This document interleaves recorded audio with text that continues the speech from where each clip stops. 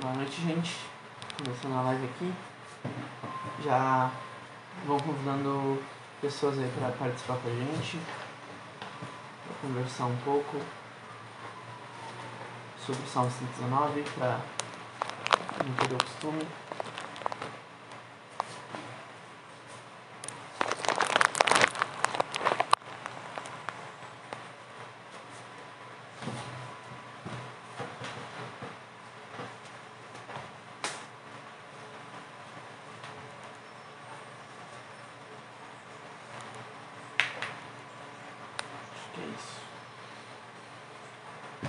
Oi Marina, tudo bom? Marina entrou rápido hoje. Vou convidar no... Hoje a gente vai fazer o versículo 43. Ele é uma continuação do que a gente estudou na semana passada sobre o silêncio e a sabedoria no silêncio e a sabedoria nas palavras, né? Hoje a gente vai explorar um pouco mais a necessidade da fala, porque na última semana a gente conversou sobre como às vezes é melhor a gente ficar em silêncio, né? Do que falar de nós mesmos. Mas hoje a gente vai falar sobre a importância de falar, do falar quando a gente está falando palavras corretas e palavras que vêm de uma pessoa, de um Deus que verdadeiramente tem palavras de verdade. Mas eu não vou dar muito spoiler, eu tô dando um tempinho pra galera entrar. Já entrou o Sama, já entrou a Marina. Acho que pra começar a gente já entrou um pouquinho mais tarde, então vamos começar mais cedo pra ver se a gente não passa muito do horário. O versículo hoje é bem padrão. A princípio, assim, quando eu olhei a primeira vez pra ele, a primeira olhada, eu não pensei muita coisa assim profundamente, mas aí eu li o trechinho de Spurgeon sobre ele e eu vi o quanto eu estava deixando passar, né? Às vezes a gente está tão acostumado a ler e encontrar coisas assim que conversam diretamente com a gente que a gente deixa passar coisas quando a gente está na correria, quando esquece de alguma coisa, quando a gente acha que já entendeu aquele contexto e aí a gente deixa passar algumas coisas que outras pessoas pegam. E aí o versículo de hoje, na NAA, vai nos dizer assim: não tires jamais de minha boca a palavra da verdade, pois tenho esperado nos teus juízos. Na NVT vai falar: não retires de mim a palavra da verdade, pois teus estatutos são a minha esperança.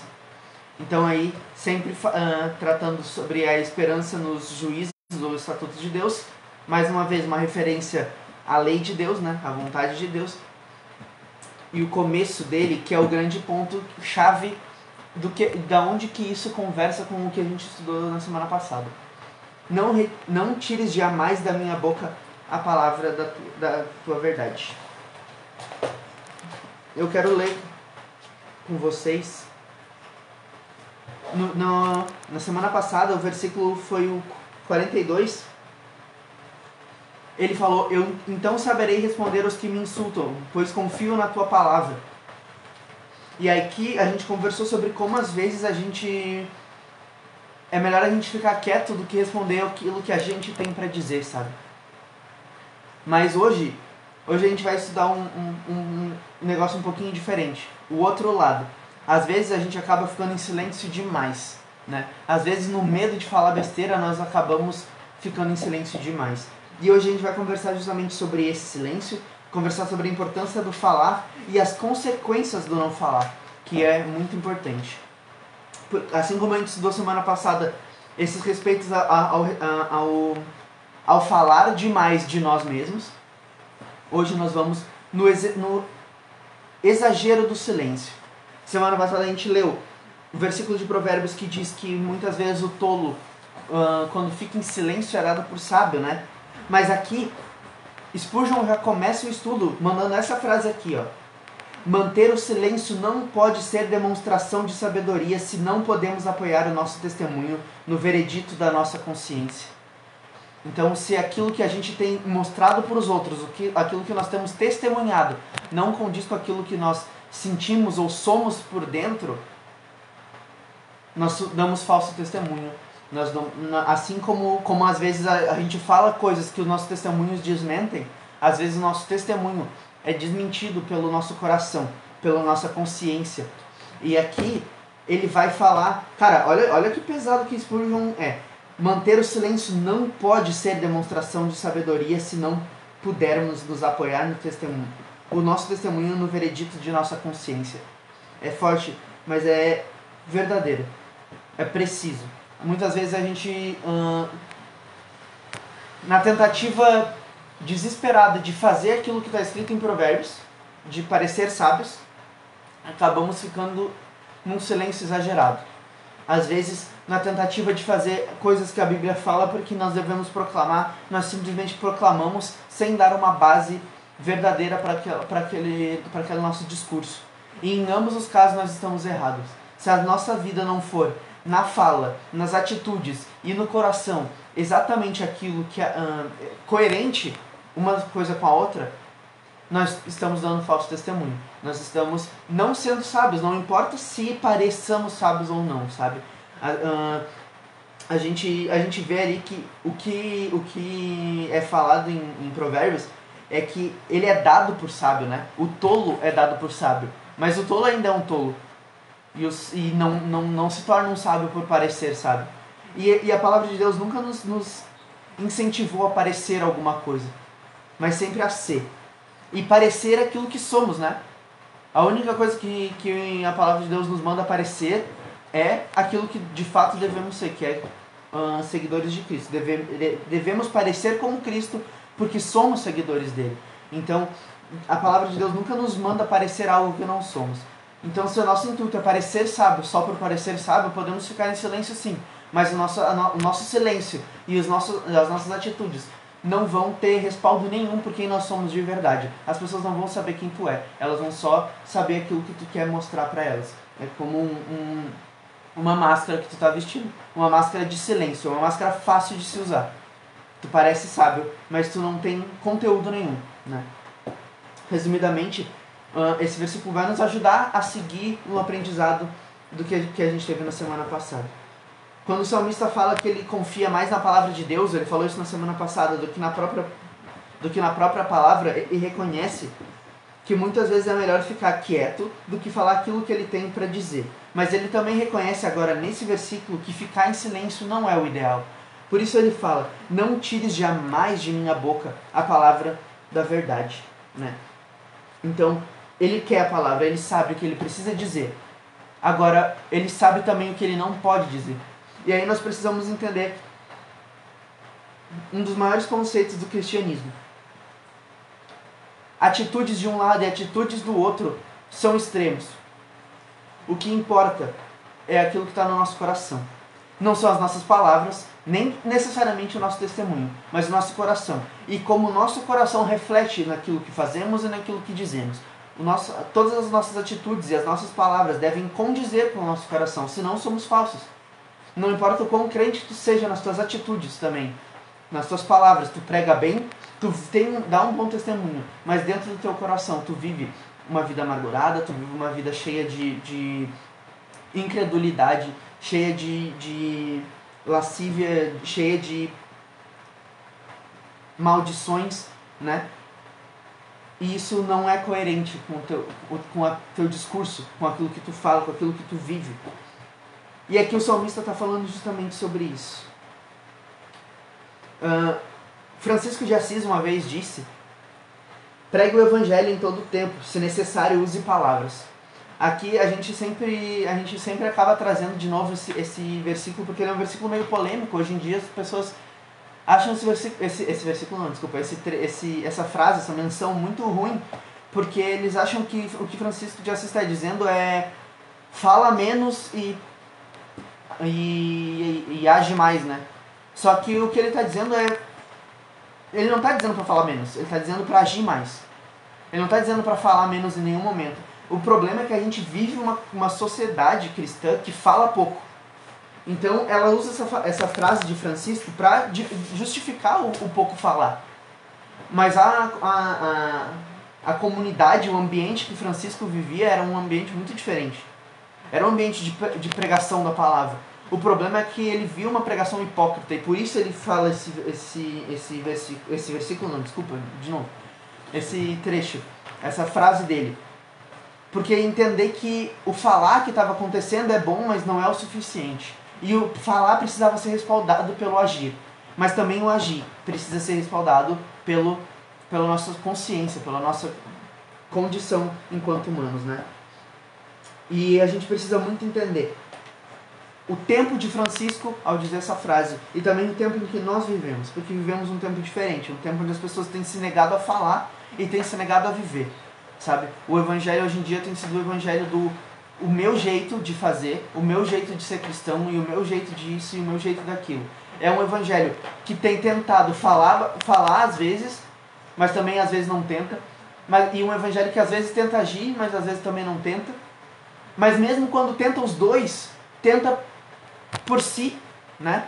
É um evangelho que tenta porque eu sou uma pessoa boa, porque eu faço a vontade de Deus, porque eu... É um evangelho farisaico de novo, né? A gente volta para aquele evangelho hoje eu vejo mais eu faço. Nem tanto farisaísmo, mas hoje eu vejo mais é a falta de profundidade, a falta de profundidade. As pessoas têm falado pouco porque conhecem muito pouco e têm vivido porque conhecem muito menos ainda.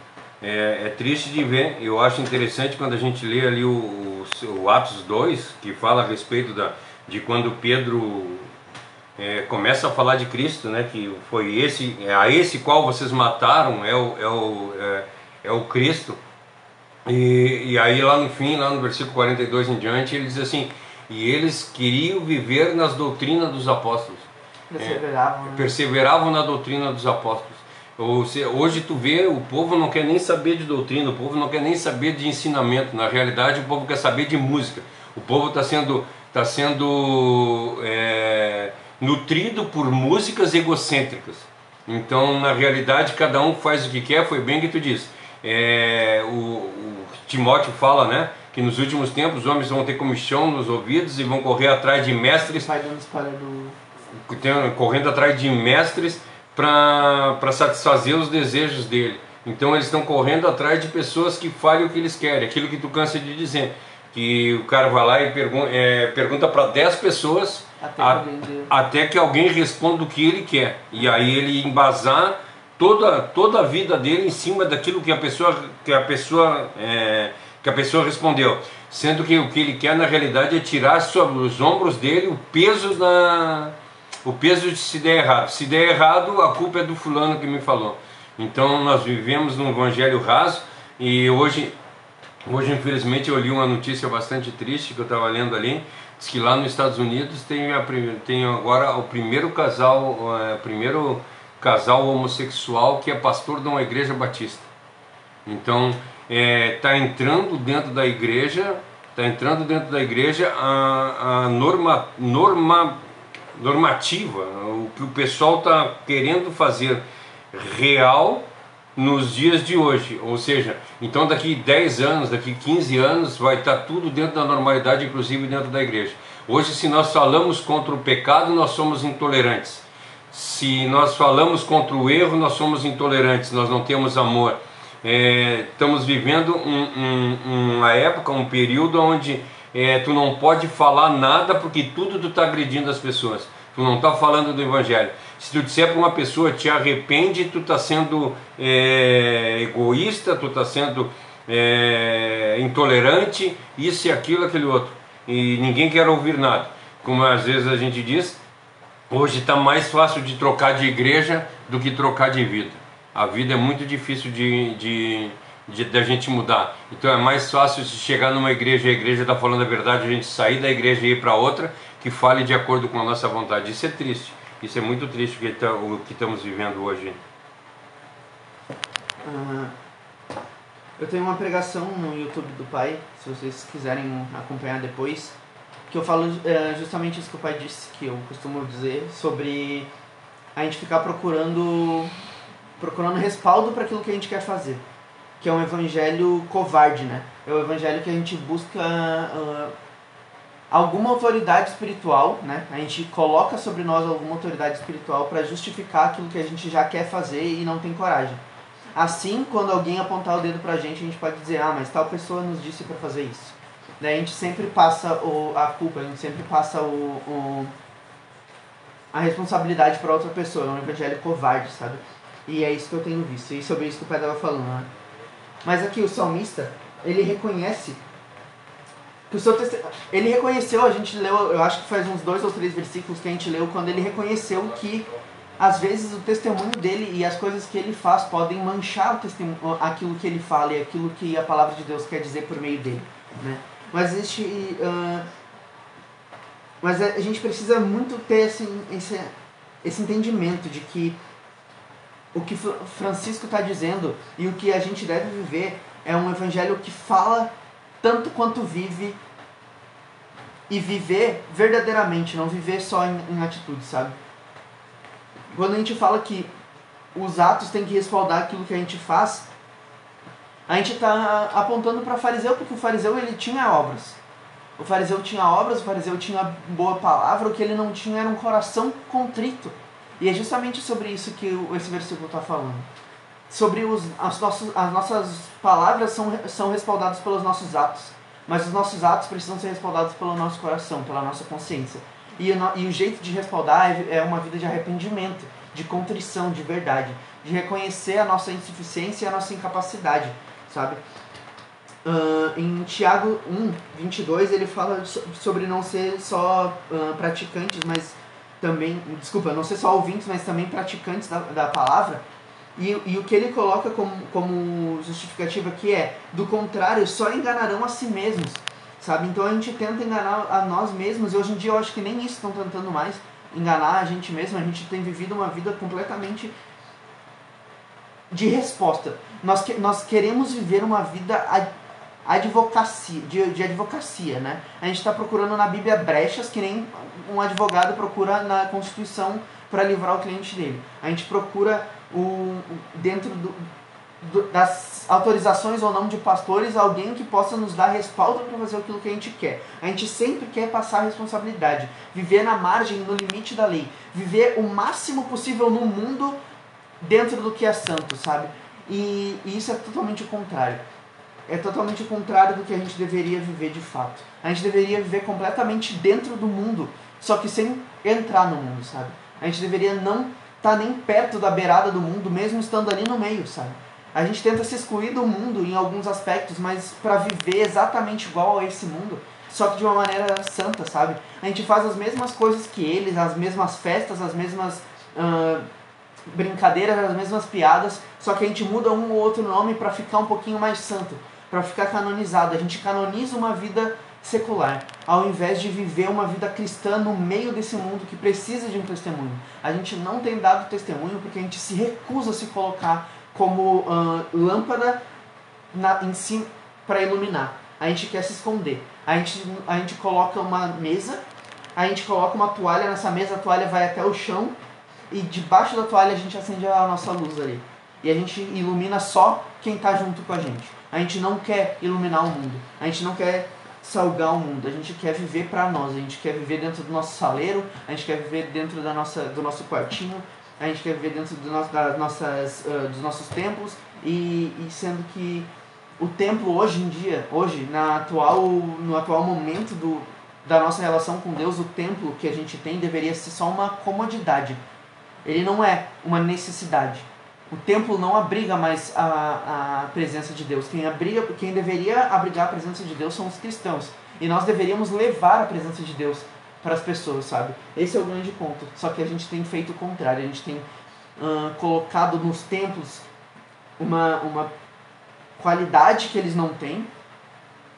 E tem cobrado do mundo algo que eles não devem. Algo que eles não deveriam ter. Algo que eles não precisam ter. Algo que deveria partir de nós entregar para eles e não o contrário, né?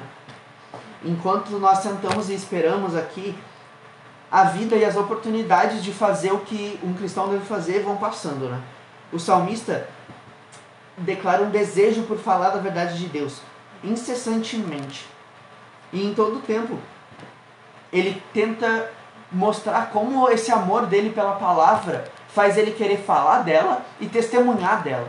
Ele entende a necessidade de um testemunho reforçar a palavra, mas agora ele está demonstrando também entender o quão necessário é reconhecer no coração antes de testemunhar com a vida. E uma coisa sem a outra não é possível. Uma pessoa que tem um coração contrito, mas não testemunha, está errado. Uma pessoa que tem um coração contrito e testemunha, mas não fala, está fazendo um trabalho incompleto. E se a gente falha em qualquer um desses 3 pontos, nós estamos falhando com Deus. Porque isso foi o que Ele nos deixou como missão. O arrependimento verdadeiro de coração. Um testemunho cristão verdadeiro igual ao de Cristo e pregar o Evangelho em todo o tempo. Sabe? Muitas vezes a gente só escolhe seguir esperando. Muitas vezes sem nem saber do que nós estamos esperando, mas nos convencendo de que sempre é muito cedo, é inoportuno ou é inviável. Sempre. Nunca é um bom momento. E aí, Paulo tem uma recomendação bem oposta a isso, né? Eu queria abrir 2 Timóteo 4 com vocês. A gente vai ler agora um pedacinho e depois a gente vai ler um trecho maior. Mas é que primeiro a gente precisa ler só um trechinho. Só pra ver o que Paulo fala sobre isso. Sobre ficar esperando o tempo oportuno. Sempre, nunca é oportuno. Daí o que Paulo fala diante disso? Versículo 1 e 2 do capítulo 4 de 2 Timóteo. Diante de Deus e de Cristo Jesus, que há de julgar vivos e mortos, pela sua manifestação e pelo seu reino, peço a você com insistência que pregue a palavra. Insista, quer seja oportuno, quer não. Corrija, repreenda, exorte com toda a paciência e doutrina. Aqui ele fala, peço a você com insistência que pregue a palavra. Insista, quer seja oportuno, quer não. Então, a gente chama de argumento escapista, isso que a gente tem visto acontecer hoje. As pessoas falando que é inviável, vai gerar problema, eles vão parar de gostar de mim, eu vou, como é que tu fala, pai? Sempre me indispor, eu vou me indispor com o meu vizinho, eu vou brigar com a minha família, e aí vai deixando, vai não fazendo, vai esperando o momento oportuno, nunca chega esse momento oportuno, nunca chega, e nunca vai chegar, porque o momento oportuno é criado, ele não vem, sabe? E aqui Paulo fala, pregue o evangelho, quer seja oportuno, quer não. A gente não precisa esperar nada, porque a gente tem que entender que quem manifesta a oportunidade, quem cria a oportunidade, quem transforma vidas é o Espírito Santo, não a gente. Sabe, o Espírito Santo, ele tem poder para transformar a pior das oportunidades em uma oportunidade maravilhosa se a gente estiver disposto a pregar. E também, muitas vezes, sem o Espírito Santo, a melhor oportunidade que a gente encontrar pode ser jogada fora, porque nós vamos, assim como o salmista falou na semana passada, palavras carregadas de tolice e de um mau testemunho, a gente vai ser um desserviço à palavra de Deus. A gente vai estar jogando as pessoas cada vez mais para longe da palavra dele e do amor dele. E é isso que a gente tem feito enquanto esperamos. A gente sempre espera e nunca chega o momento. E a gente acha que está tudo bem não chegar o momento. Está tudo bem esperar para amanhã. Está tudo bem deixar para amanhã todos os dias nos últimos 20 anos. Enquanto isso, pessoas estão morrendo sem receber o Evangelho. As pessoas estão morrendo sem ter a vida transformada. Sem ter luz. Porque a gente tem escondido a nossa luz no nosso quarto, esperando que alguém venha pedir por essa luz, sabe? A gente não tem levado o Evangelho, a gente tem esperado pessoas virem buscar ele. E que espécie de igreja sedentária é essa, sabe? Igreja sedentária, porque não sai do lugar. Uma igreja que não sai do seu quadradinho, nunca. Uma igreja que não sai do seu quadradinho muitas vezes nem pelos próprios membros, imagina pelas pessoas de fora. Uma igreja, como eu falei, a gente vê que os caras estão fazendo festa lá fora e a gente diz, não pode fazer festa lá fora, vamos fazer festa aqui dentro. Aí eles vivem a mesma vida das pessoas do mundo dentro da igreja. Só muda o nome, sabe? É um se conformar com esse mundo. É uma igreja conformada com o mundo. Mas que nega o mundo em prol de uma falsa santidade. De encher o próprio ego, de satisfazer o próprio ego. Né? Aí já cai no farisaísmo. Ela vai para o farisaísmo, ou seja, é só para se mostrar, ela não vive na realidade o cristianismo. Ela tem uma aparência, isso está escrito, Paulo diz, vocês têm a aparência de santos, pessoas que têm aparência de santo. É isso. Tem aparência de piedade, mas negam a eficácia dela. Tem a aparência de piedade, mas negam a eficácia dela. É isso que nós estamos vendo no dia a dia de hoje. Pessoas que aparentam, vão para o Facebook, aparentam, vão lá, dão um prato de comida para um morador de rua, fazendo selfie e fazendo propaganda de si.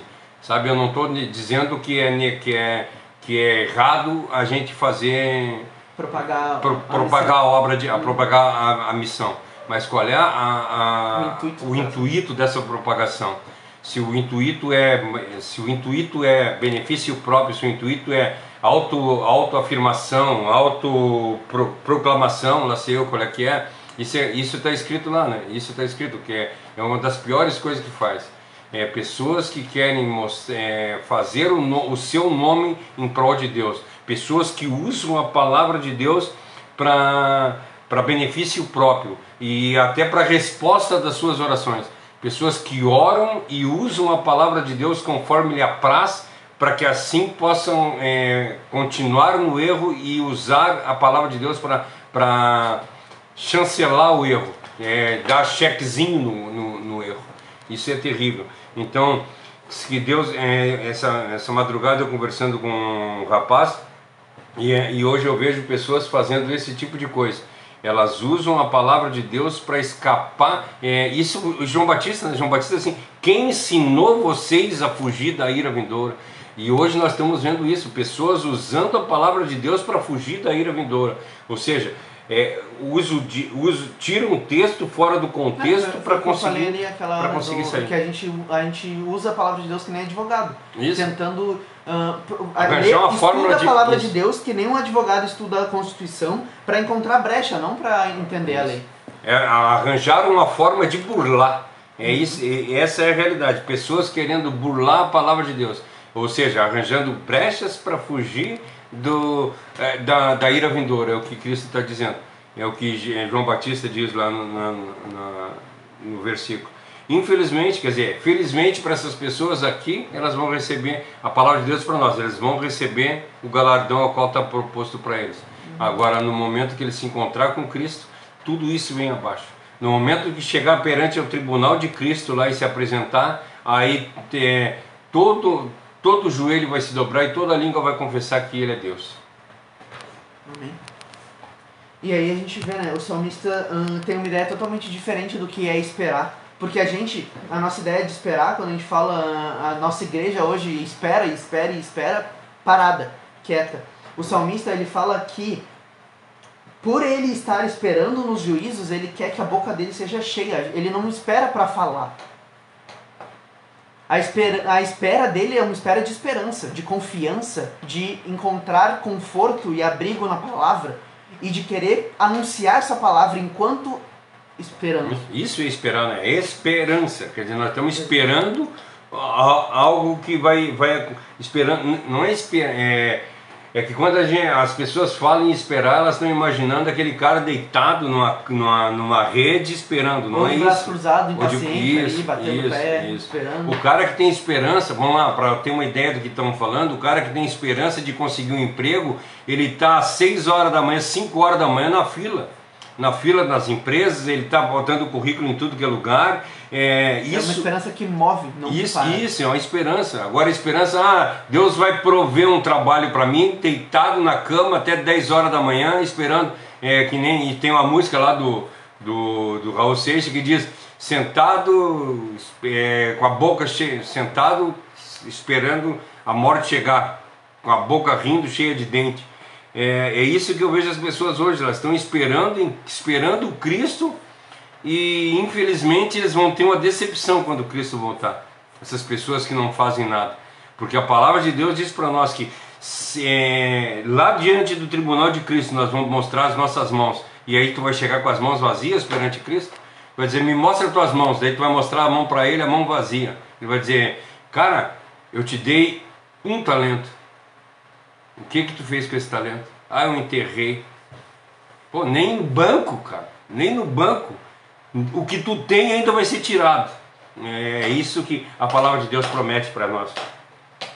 Complicadíssimo. Mas aqui aqui ele fala, né? Pois espero, como ele conclui a frase do tenho esperado em teus estatutos, né? Pois tenho esperado em teus estatutos.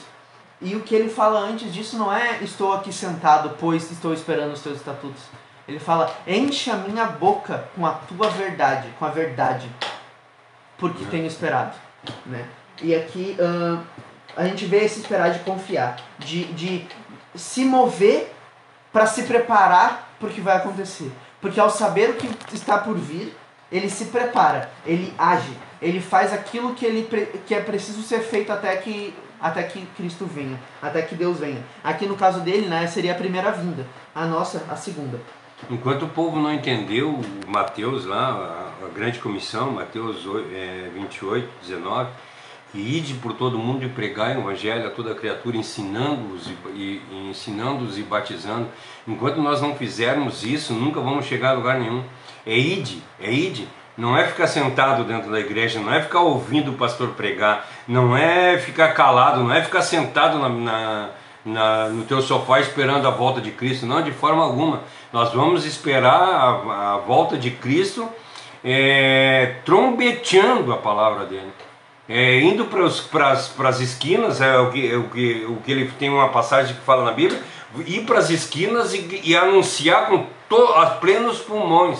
É isso que a palavra de Deus diz para nós não ficar quieto. Ah, mas eu estou sem igreja, eu tô com algum problema, alguma dificuldade. Cara, tem a esquina ali que tu pode pregar, tem a frente da casa que tu pode pregar, tem a parada de ônibus que tu pode pregar, tem o supermercado, tem banco, tem um monte de lugar que tu pode falar do amor de Cristo. Não fica sentado esperando a morte chegar. Ao contrário, te levanta e luta contra a morte. É isso que Cristo quer falar. Nós vamos lutar contra a morte, ou seja, nós vamos falar da vida. Isso que é o Evangelho de Cristo. É isso que o salmista está dizendo aí. Aqui o Gui comentou, se mover sabendo que não depende de nós. Aí se torna uma obra de confiança que não tem peso para salvar. Nenhuma obra tem peso para salvar, né? Começando por aí. Nenhuma obra salvífica, né? Só a de Cristo, né? Isso, exatamente. Mas aí o que a gente entende é que, pelo que eu entendi do que o Gui falou, inclusive, quando a gente tira o peso da salvação das obras, né, vira uma obra de confiança, de se mover sabendo que não depende de nós. E isso, cara, quando eu falo sobre isso, sobre entender que não depende de nós, que é claramente o que o salmista tem demonstrado aqui desde o começo do Salmo, que ele entende que não depende dele, porque é a ponto de toda hora estar pedindo para ser guiado, para ser movido, para ser ajustado, para ser aconselhado, todo o tempo mostrando que ele não entende, que ele que não depende dele, que ele sabe disso, que ele tem essa consciência. E toda a vida ele clamando para Deus dar sabedoria para ele trabalhar. Sim. E não é para ele ficar sabedor, né? Isso que é o interessante. E aí a gente vê que ele entende isso, que a obra dele não tem o poder, mas que ele precisa fazer. E ele não deixa de fazer, não deixa de se mover em nenhum momento. E não deixa de pedir para Deus, como o pai disse, não deixa de pedir para Deus para condições para fazer. E aí, o sentimento que eu tenho quando eu vejo esse tipo de coisa é que quando a gente entende que essa obra não depende de nós e que a nossa obra não tem poder salvífico, me torna muito mais fácil fazer. Porque, sai o peso, né? Sai todo o peso de ter que fazer, todo o peso de ter que fazer certo. Mas não, a gente não precisa fazer porque certo, a gente não precisa se preocupar com ser o cara mais sábio e inteligente do mundo, a gente precisa se preocupar em ter um coração entregue. E a partir do momento que a gente tem um coração entregue, o Espírito vai agir por meio de nós. E o Espírito tem o poder. E aí a obra do Espírito é salvífica. É isso que ele disse. É isso que ele estava falando. Simplesmente abre a boca. Abre a boca que eu vou encher. É isso? E aqui o Gui falou isso mesmo. Ó, tira o fardo que nós não podemos carregar. Exatamente. Isso, eu tinha entendido certo. Cara, aí vai falar isso que eu disse, né? vai tirar o peso e quando eu abrir a minha boca vai sair palavras de Cristo, né? Como a gente falou semana passada, se vocês querem, a gente conversou semana passada sobre o poder da palavra, né? Daí a gente comparou o poder da nossa palavra, da palavra tola, e o que ela pode fazer com as pessoas ao nosso redor, e o poder da palavra de Deus e o que ela pode fazer com as pessoas. E aqui hoje a gente segue nesse mesmo ritmo. de entender que a nossa palavra tem poder, sim. Isso a gente não está comentando hoje. Se vocês quiserem entender melhor sobre o que é o poder da nossa palavra, vê semana passada. E não estamos falando a respeito poder... de pensamento positivo, né? Não é pensamento positivo. É que as nossas palavras, quando são lançadas, elas trazem consequências. E aí, se as consequências vão ser boas ou ruins, vai depender do poder de quem que está vindo essa palavra. Se for do nosso poder, provavelmente vai ser ruim. Tanto para nós quanto para quem está recebendo. A palavra de Deus tem poder transformador, tanto para quem fala quanto para quem recebe. E aí vem a diferença. Se vocês quiserem entender melhor... Isso eu achei interessante, que até eu estava falando para uma pessoa essa semana, que eu estava falando a respeito de Cristo para ela, e ela disse para mim da onde eu tinha tirado a autoridade para falar aquilo para ela, que de repente eu poderia estar sendo, eu estar falando humanamente para ela, né? Aí eu disse para ela, aí eu me usei das palavras do Paul Washer, assim, se as minhas palavras são minhas, que Deus tenha misericórdia de mim. Agora, se as minhas palavras são de Deus, que Deus tenha misericórdia de ti. Então, às vezes, nós temos que ter esse pensamento. Quando nós estamos falando para alguém, se nós estamos falando pela nossa boca, que Deus tenha misericórdia de nós. Agora, se nós estivermos falando por intermédio da boca de Deus, que Deus tenha misericórdia das pessoas.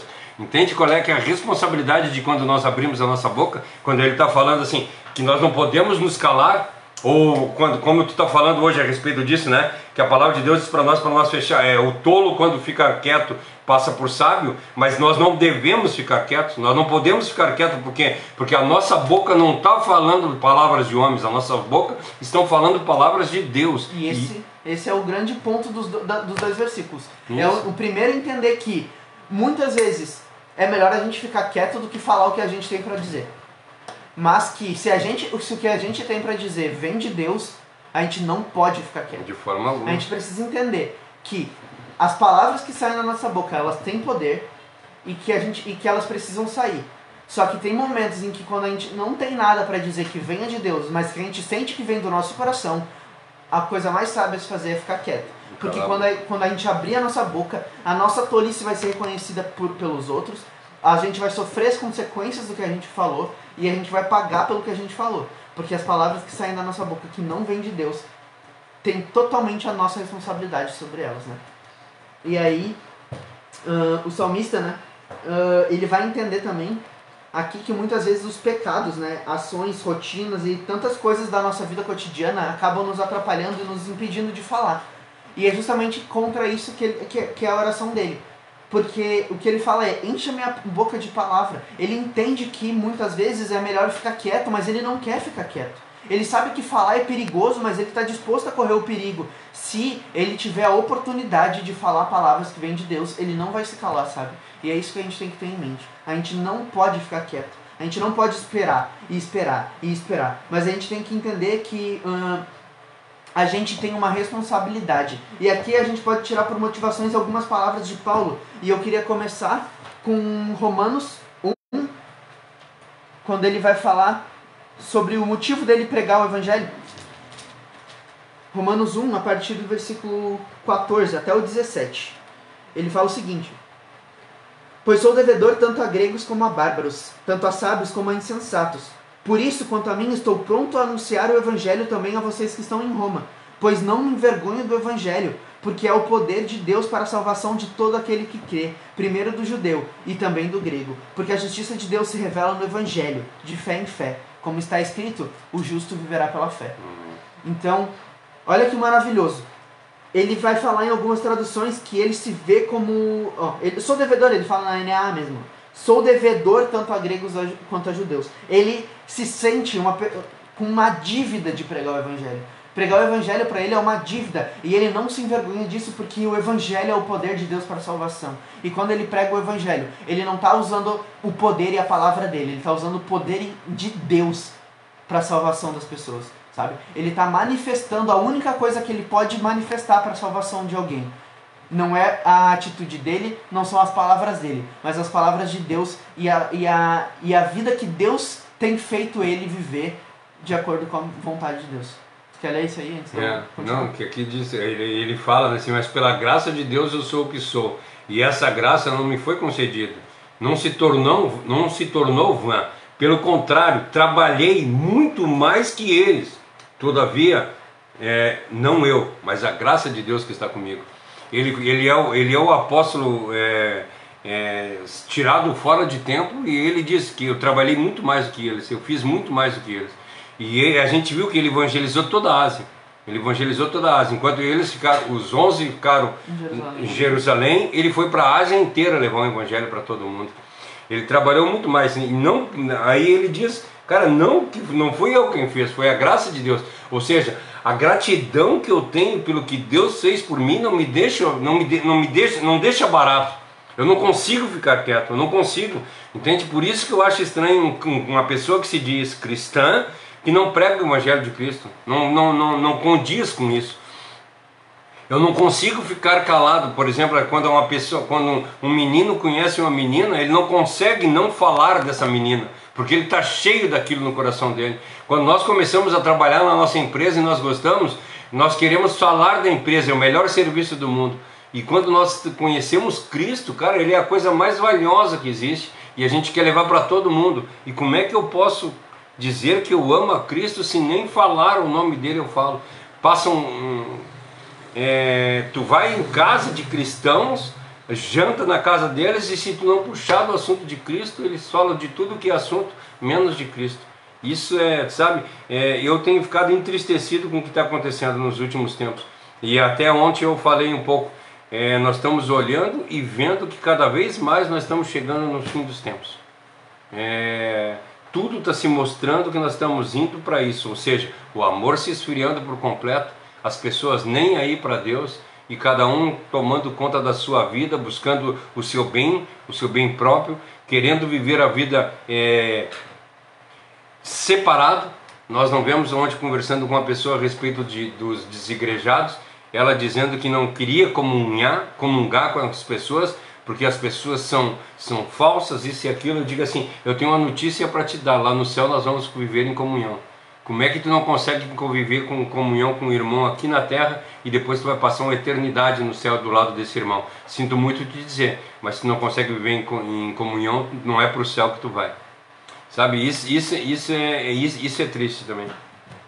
Aqui em 2 Timóteo, a gente vai voltar, só que ao invés de ler só o 1 e o 2, a gente vai ler até o versículo 5.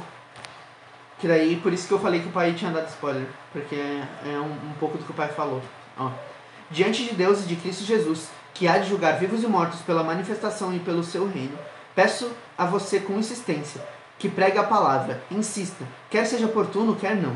Corrija, repreenda, exorte com toda a paciência e doutrina, pois virá o tempo em que não suportarão essa doutrina. Pelo contrário, se rodearão de mestres segundo as suas próprias cobiças, como que sentindo coceira nos ouvidos. Eles se recusarão a dar ouvidos à verdade, entregando-se a fábulas. Mas você, seja sóbrio em todas as coisas, suporte as aflições, faça o trabalho de um evangelista, cumpra plenamente o seu ministério. E aqui é exatamente o que o pai falou e o que a gente tem estudado ao longo de todos esses 2 versículos. A gente tem um dever, a gente tem o mundo está sedento de alguma coisa, e a gente tem escondido essa coisa do mundo, sabe? A gente tem escondido essa coisa até de nós mesmos, muitas vezes, porque a gente não tem vivido. E enquanto a gente não viver como igreja o evangelho, não tem como a gente sair e pregar o evangelho. A gente precisa urgentemente começar a viver uma transformação das nossas vidas para poder levar a transformação de vida para as pessoas ao nosso redor. A gente tem se negado a viver, a gente tem se negado a permitir que as pessoas vejam essa vida ser vivida por nós.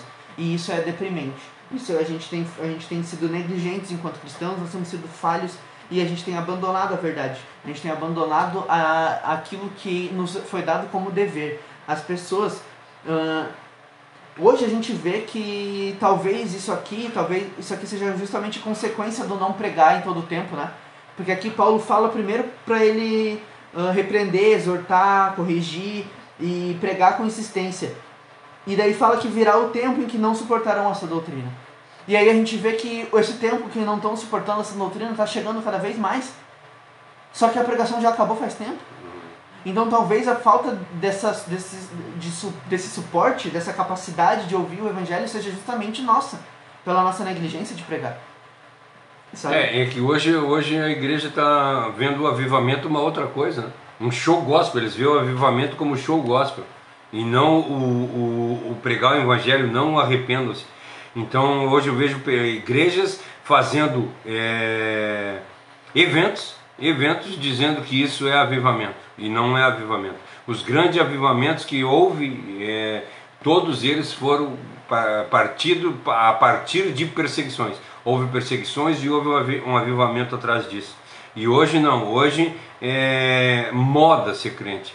Tu olha, é uma barbada ser crente. Pessoas estão se mutando, que não dão certo num negócio, estão indo para o lado gospel, porque o lado gospel está dando dinheiro. E nem só isso, tu vê gente anônima também, gente anônima que num dia tá fazendo um negócio, no dia seguinte se converte e no terceiro dia tá fazendo a mesma coisa que estava fazendo antes. Não tem transformação nenhuma de vida. No máximo que muda é a bio do Instagram, que agora tem um versículo. No máximo que muda é a camiseta, que agora não usa mais aquela camiseta lá, ou vai usar uma camiseta específica. É um colar diferente, é um anel diferente, é uma bíblia bonitinha,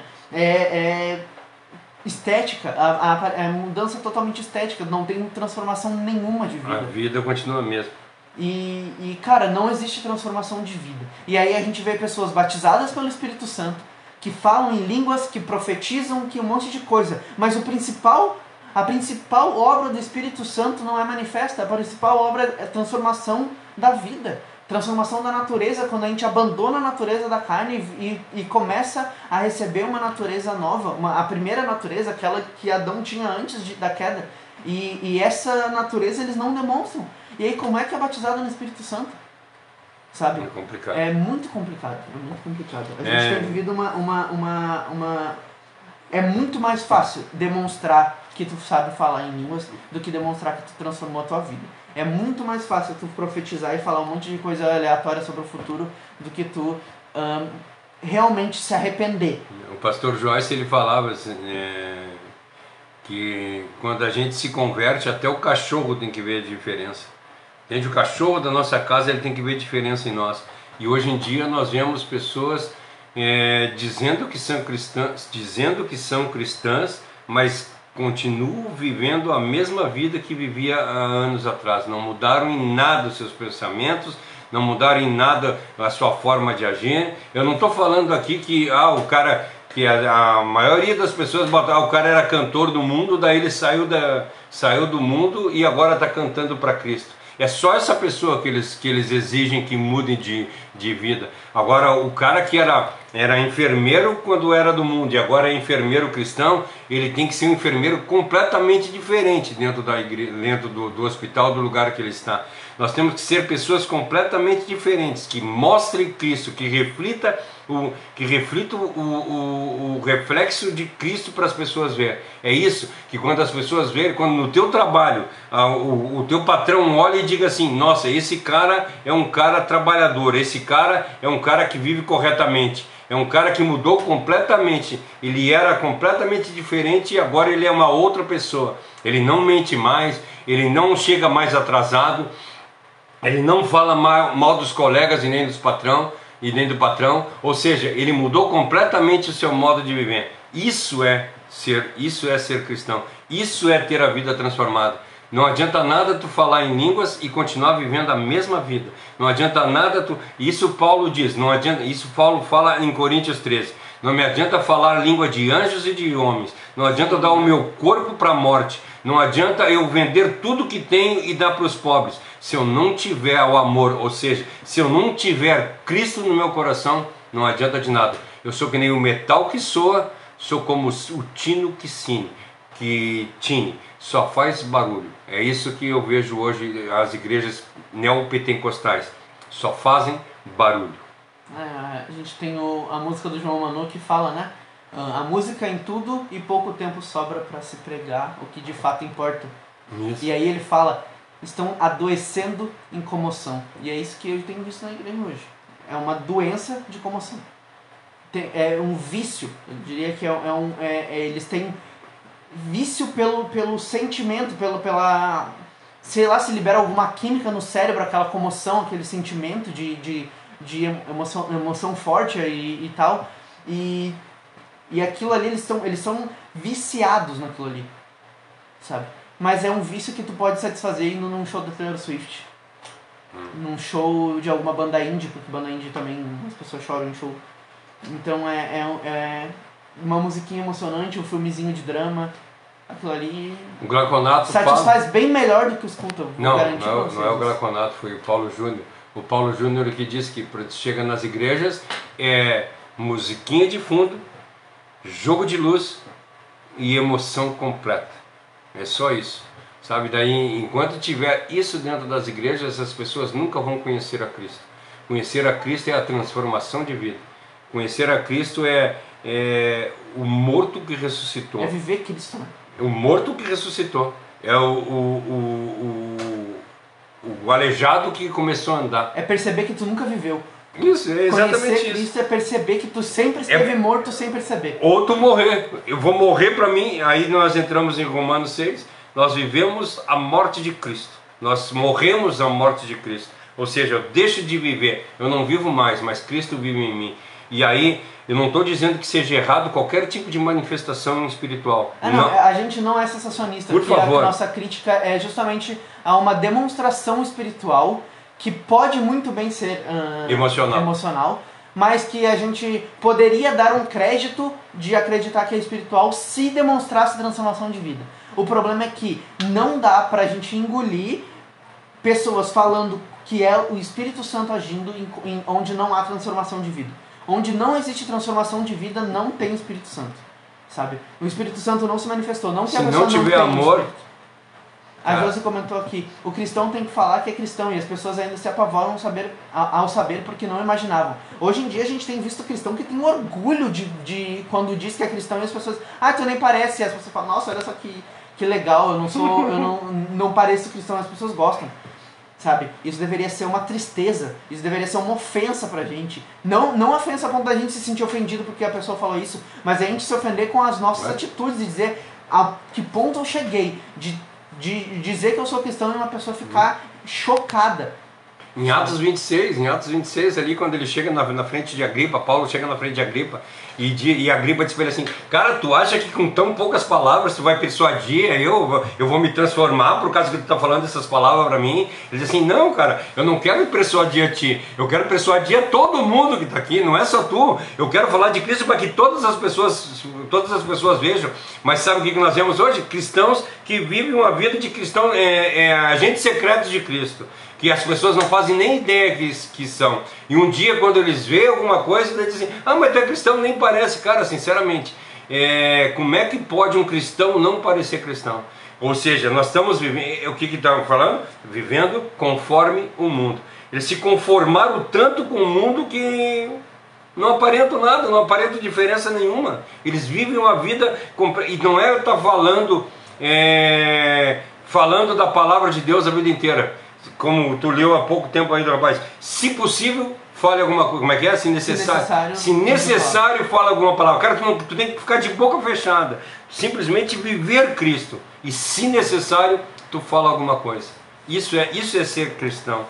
Mas o se necessário, gente, não é uma coisa tipo, uma vez ou outra, se for muito necessário, assim, se a pessoa estiver clamando, não. A oportunidade que aparecer tu vai falar, mas a oportunidade não tem que ser esperada, ela tem que ser criada pelas tuas atitudes. Tu leu agora, né? Em tempo e fora de tempo. Em tempo e fora de tempo, tu tem que criar a oportunidade com as tuas atitudes, tu tem que ser um cristão chato com as tuas atitudes. Tenda a falar menos, porque às vezes as pessoas se irritam muito com o falar, mas as pessoas não se irritam tanto com o agir. Mas se a pessoa for cristã de verdade e falar, não tem problema nenhum. O problema é quando cai em Mateus 7:1. Né, que daí não julga para não ser não julgueis para não ser julgado, porque com o mesmo peso que tu pedir, ele está falando a respeito de hipocrisia. O que nós vemos hoje dentro do meio evangélico, pessoas falando e aquele velho ditado, faça o que eu digo, mas não faça o que eu faço. O cristão não pode ter esse ditado na boca. A Deus comentou, a ideia do ser cristão é parecer com Cristo, se não é aparente, está sendo cristão errado. Se nem aparência, né? Se nem aparência tu consegue, né? Isso a Ruth, a mulher do pastor Joyce, diz assim, não basta a gente ser cristão, nós temos que parecer cristão, nós temos que ser e parecer, ou seja, as pessoas têm que ver em nós. Isso está em em Mateus 6, que diz para nós que as obras de Deus têm que ser manifestas. Para encerrar, eu coloquei aqui, eu não fiz uma oração, mas eu vou convidar vocês para guiarem a oração de vocês hoje e ao longo dessa semana nesse sentido aqui.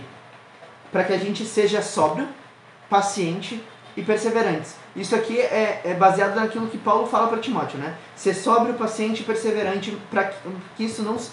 Mas não permitindo que essas coisas se tornem procrastinação, perseguição ou negligência. A gente tem que ser perseverante sem ser preguiçoso ou negligente, né? A gente tem que ser paciente sem ser procrastinador. E a gente tem que ser sóbrio sem ser negligente. Deixa eu ver o que a Michelle falou alguma coisa aqui. Ela falou no Facebook, deixa eu só entrar aqui. Tá. Vai falando aí que eu vou... Cortou o rolê aqui mesmo. Oro para que possamos calar as nossas vozes todos os dias e clamar para que a palavra de Deus enche as nossas bocas e as nossas vidas. Que as nossas palavras e atitudes possam diariamente confessar e proclamar que Jesus é o Senhor. Então essa seja a nossa oração. Para que a gente não confunda paciência, perseverança e sobriedade com negligência e preguiça. Para que a gente possa calar nossa boca, mas não ficar quietos. Calar aquilo que nós temos para dizer, mas não ficar quietos em nenhum momento. Falando só e somente, mas em todo o tempo, aquilo que Deus tem para dizer. Que a gente reconheça o poder das nossas palavras e o perigo delas, mas também reconheça o poder da palavra de Deus e a maravilha dessa palavra. Né? Acho que foi isso. A Michelle falou que assim, as pessoas falam que agora que a gente se batizou, a gente virou crente fanático e não dá vontade nem de comentar e falar de Deus, falar sobre Deus. Isso é uma realidade, Michelle, que quando a gente se converte a Deus e a gente conhece a Deus, a gente quer falar de Deus para todas as pessoas, e as pessoas começam a olhar para nós e achar que nós somos fanáticos, achar que nós estamos... cara, tu não é mais a mesma pessoa. Sim, eu não sou mais a mesma pessoa, eu fui transformado por Cristo. E eu estou aqui para falar do amor de Deus. Então, o que eu aconselho, o que nós estamos falando aqui desde o início, é nós viver uma vida cristã. Nós viver de verdade Cristo. Porque quando a gente começa a falar, logo que a gente se converte e a gente começa a viver uma vida cristã, a gente tem a tendência nossa de falar é grande, porque é o primeiro amor. Isso fala para nós em Éfeso, né? Na igreja de Éfeso, eu tenho contra vocês que vocês sucumbiram ao primeiro amor, né? Ou seja, vocês não estão mais tendo aquela vontade de fazer as obras de Deus. E quando a gente se converte, que a gente se enche desse primeiro amor, a gente fala de Deus com toda a nossa vontade. Só que nós temos uma vida que ainda ela não é completamente transformada. Nós temos uma vida, a vida ela é transformada aos poucos, né? Paulo diz, não que eu tenha atingido o alvo, mas eu sigo para o prêmio da soberana vocação. Ou seja, nós no momento que nós convertemos a Cristo, nós começamos a crescer dia após dia, em fé em fé. Aí que é a perseverança. Isso, a perseverança dos santos, né? que é um dos 5 pontos, né? A perseverança dos santos. Ou seja, nessa perseverança nós vamos crescendo e vamos conhecendo mais da palavra de Deus. E aí nós começamos a ter mais sabedoria e podemos falar mais. Então o que geralmente eu digo para as pessoas, falem de Deus, mas falem de Deus com amor para as pessoas. Mostre para as pessoas o quanto Deus te amou. Eu ainda não tenho conhecimento a respeito da palavra de Deus o suficiente para pregar. Então mostre para Deus, mostre para as pessoas o amor e a misericórdia que Deus teve pela tua vida. Eu acho que isso é interessante. E nunca te cala, Michelle. Fala do amor de Deus para as pessoas. Vai haver, é isso que há pouco tempo atrás nós falamos a respeito da indisposição, né? Que quando nós começarmos a falar de Cristo, nós vamos começar a nos indispor com as pessoas do mundo. Sim, nós vamos nos indispor. Porque qual é a comunhão que tem a água suja com a água limpa? Qual é a comunhão que tem água doce e água salgada? Não existe comunhão entre eles. Então não vai dar certo. Nós nunca mais vamos conseguir ter comunhão com as pessoas do mundo, porque nós nos apartamos do mundo. Nós vivemos uma nova vida, nós fomos transformados pelo poder de Cristo. Isso é ser cristão de verdade, é começar a ser perseguido, que aí Mateus diz para nós, bem-aventurado aqueles que são perseguidos por amor de Cristo. É isso, Michele, Tu está começando a ter a perseguição dos santos. Então isso é ser cristão. Ser cristão é viver uma vida de Cristo. Não importa o que os outros falem, me importa servir a Cristo. A gente tem que entender que aí que está a importância da igreja, né? Porque às vezes a pessoa nova convertida, ela tá cheia de vontade de falar, e aí ela não tem o tato, né? Ela não tem a cautela necessária para falar. O cuidado, né? O cuidado. E aí que tá a maturidade. A igreja para cuidar, né? Para disciplinar, para dar o discipulado. Aí tu vai aprender a falar como Jesus, a buscar como Jesus. E principalmente, às vezes, tu vai ter uma coisa que tu tem certeza no teu coração, mas que ao tu conversar com um pastor, com um líder, um aconselhamento, tu vai ver que não tá tão certo assim. Porque às vezes a gente é cegado pelas nossas concepções, por essa paixão que nos enche, e a gente acaba permitindo que essa paixão boa se torne uma coisa negativa na nossa maneira de agir. E às vezes nós nos tornamos chato mesmo. Sim, com certeza. Então a gente tem que ter muito esse cuidado, e é para isso que serve a igreja.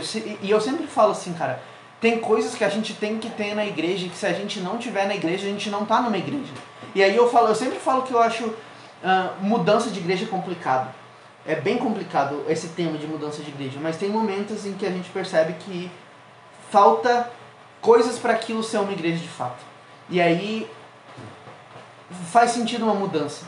Se tu tá numa igreja, se tu é uma nova convertida, e tu quer falar, mas tu não sabe como falar, e tu não encontra suporte, tu não encontra sabedoria nos teus líderes, tu não encontra discipulado, tu não encontra disciplina, tu não encontra um suporte, tu não tá vivendo numa comunhão cristã.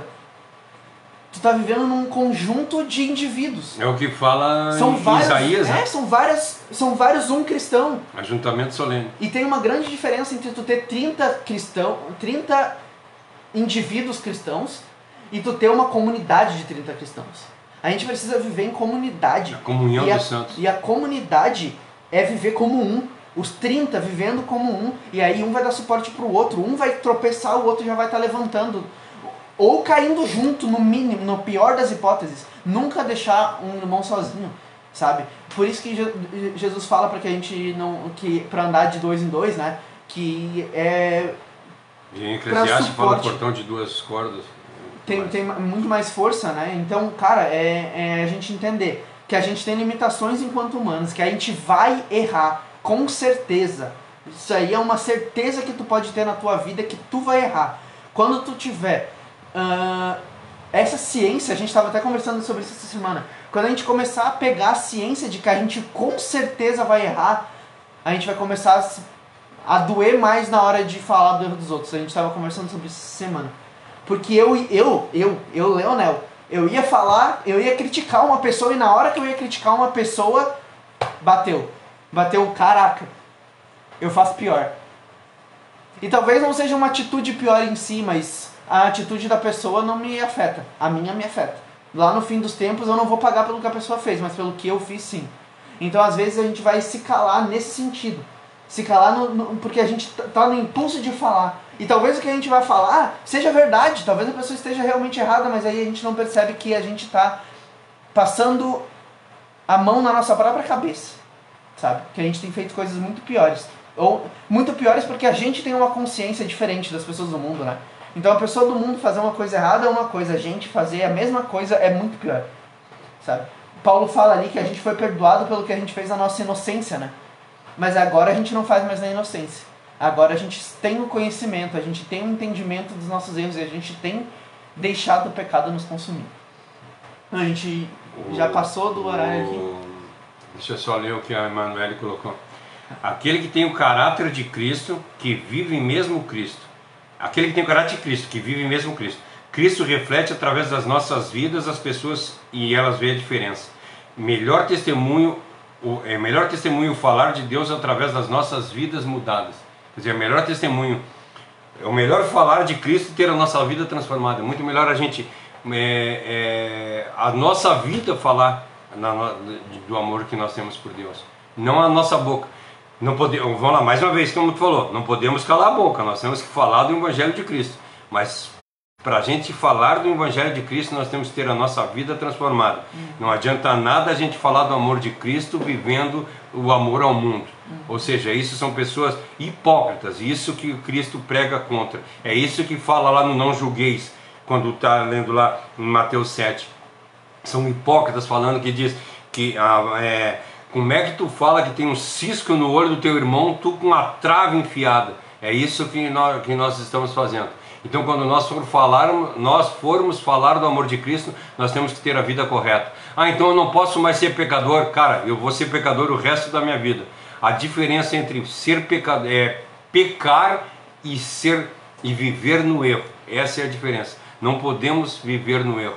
E como tu falou agora, que a respeito que tu ia falar a respeito de alguém e aí aquilo te tocou. Cara, eu não posso apontar para uma pessoa sabendo que eu tenho 4 dedos apontando para mim. Então, quando eu for falar de alguém, eu tenho que, em primeiro lugar, olhar e ver se eu tenho condição de atirar aquela pedra.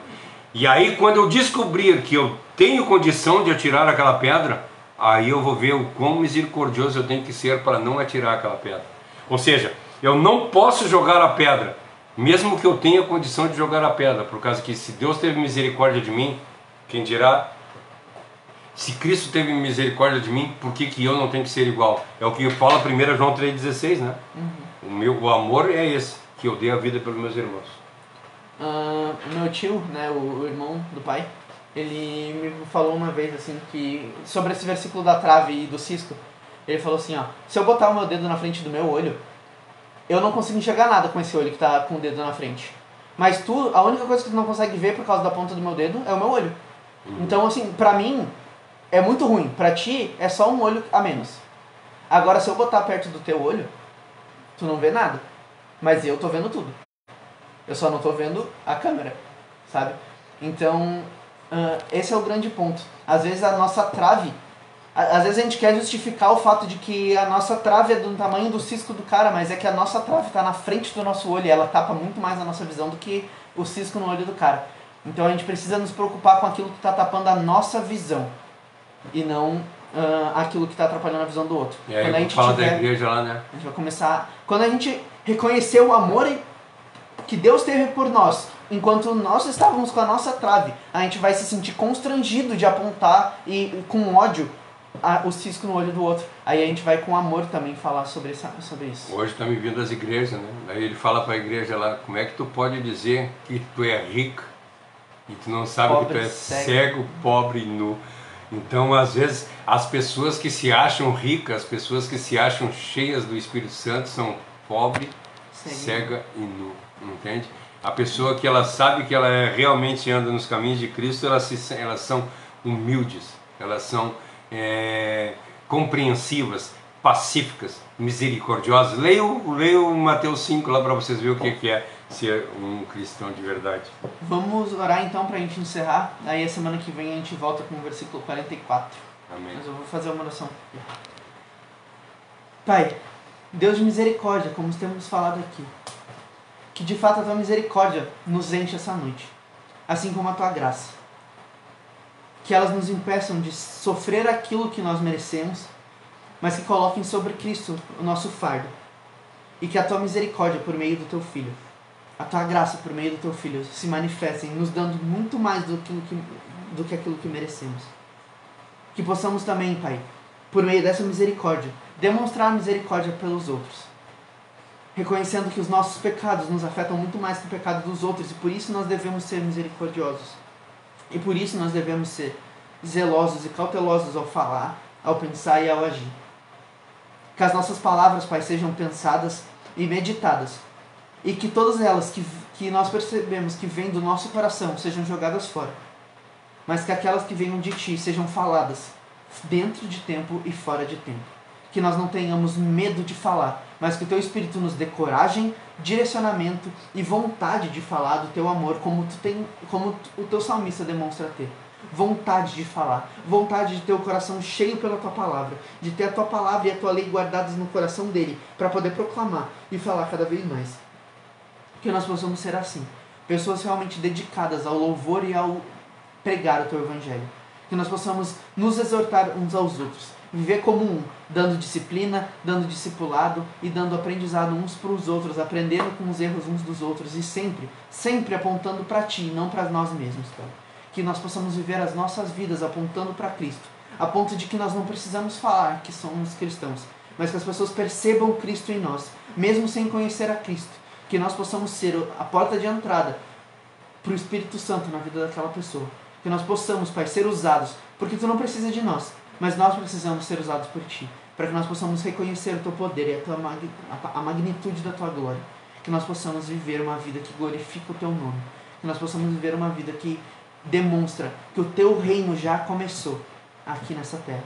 Que nós possamos ser um pedacinho desse reino aqui. E que nós possamos viver as nossas vidas como os peregrinos na terra, como diz em Hebreus 11.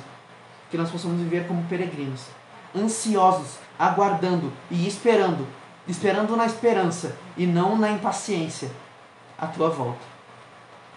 Uma espera ativa em todos os dias das nossas vidas, vivendo e trabalhando para que a Tua volta possa acontecer o quanto antes e que Tu seja glorificado por todos, que todo joelho se dobre, mas que a gente possa transformar a vida desses joelhos antes que eles se dobrem, que muitos desses joelhos se dobrem ao Seu Senhor e não ao Seu juiz. Essa é a nossa oração, que nós possamos fazer com que pessoas dobrem os joelhos a Ti, Te declarando Senhor e não Te declarando juiz.